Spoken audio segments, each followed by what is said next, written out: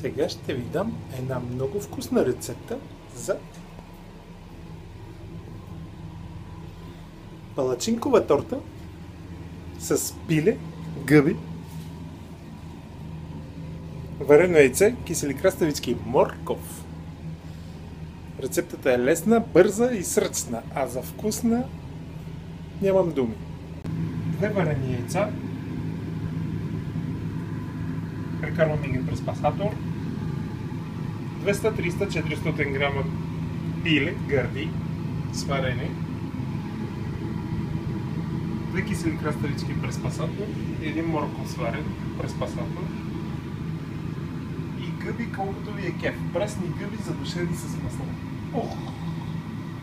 Стандартен сос за палачинки, които сега ще почна да правя след малко.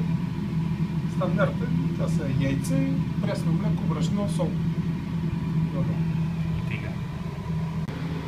Така, започваме с палачинките на горещено олио, което се маха от тигана. Изсипваме един черпак от сместа и правим най-голямата възможна палачинка, която да влезне в чинията за торти. Кафенцето е задължително. Палачинките се обръщат ето така.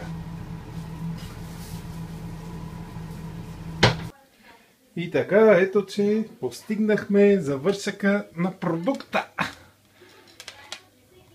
Солена торта от палачинки, пиле, гъби и малко зеленчуци.